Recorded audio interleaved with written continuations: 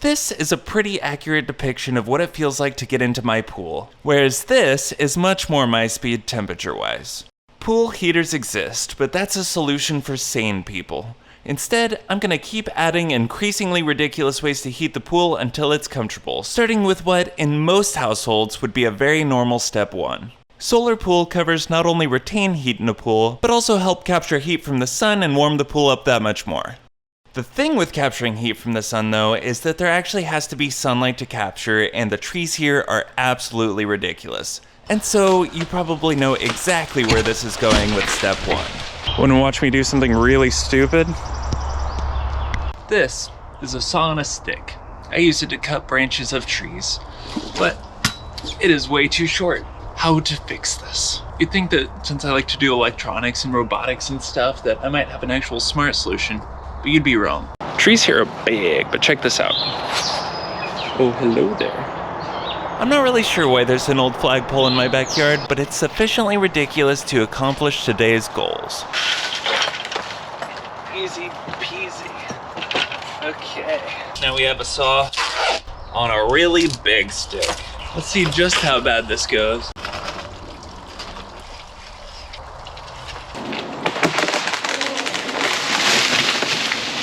Yes! With that, we update our scoring to flagpole with a saw attached to it 1, tree 0. And now, it's chainsaw time. So I just know a lot of you sadists out there were watching with bated breath, seeing if I would destroy the fence, and bad news for you guys. And if you're saying, oh, he's just lucky, I'm gonna do it again.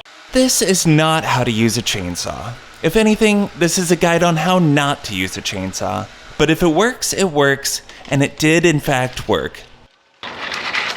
Again, and again, and again. You can't keep getting away with it! Alright, that's enough taunting of the sadists. You get it. Big branch go bye-bye, fence no ouchie. Anyway, let's move on to something much less practical. This thing can boil water.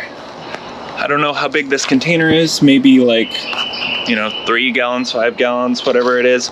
It's not 33,000 gallons, which is more like what a pool would be. So I absolutely don't expect this to be able to boil that. But it might make a degree or 2 difference, and that helps. That helps the cause. Woo!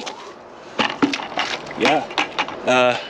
My foot confirms that is boiled water. That felt great. As effective as it was on my foot, unsurprisingly, it's not exactly energy efficient and doesn't really make that much of a difference, so it's not going to make the cut for an ongoing way to heat the pool. And now for what is undoubtedly my favorite part. I personally really want a water feature, and I'm always looking for an excuse to add fire to things. The idea is that I'll be creating a poolside fire pit where water flows under the fire and into the pool via a small waterfall. In doing so, it'll heat the water a bit, but more importantly, it'll be fun and I want to build it.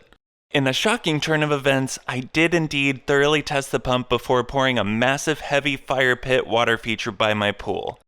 I found that it needed to prime by sitting in water before it cooperated, but then it worked great.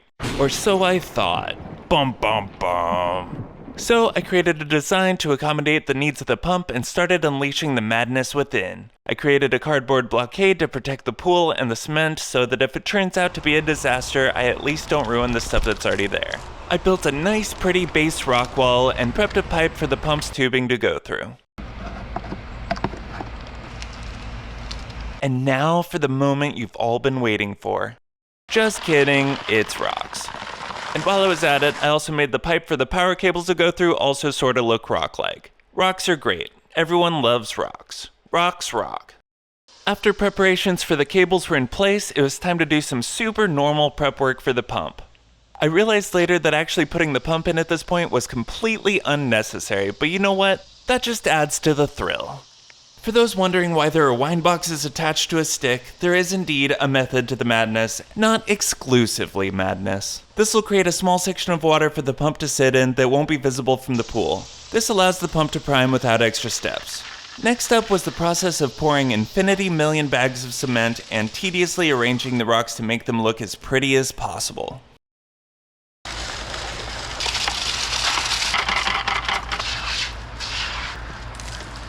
Now let's do something a little fun. I really enjoyed this part in particular because this blue tub is exactly the right size for the hole I want to leave for the fire pit to sit in. And for making sure I can get this thing out later, I have an incredibly complicated tactic.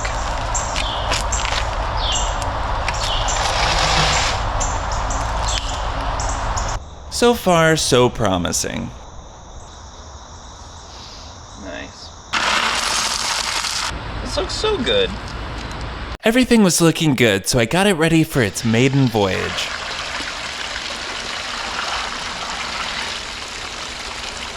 Like I said, I thoroughly tested this before pouring the concrete, so naturally it completely flopped after hard committing to this design. So that was nice.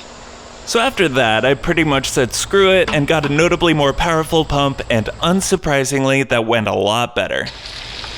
Wow. Time to find out if I get to have a fire waterfall or an existential crisis. Nice. All right. That'll work.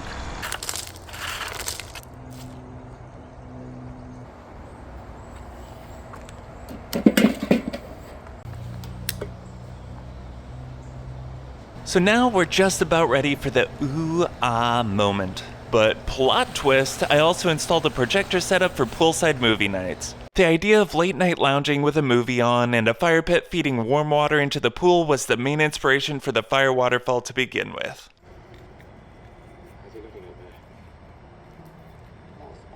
So there you go. I finally have my super sweet pool setup that I, side note, may legitimately only get to use this one time. Now that I have this epic setup, we're moving.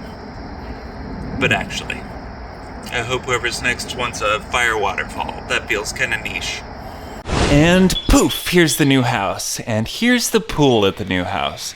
Clearly that's not gonna work, so look forward to an eventual eccentric pool build along with plenty of other fun stuff along the way. Catch you on the next one.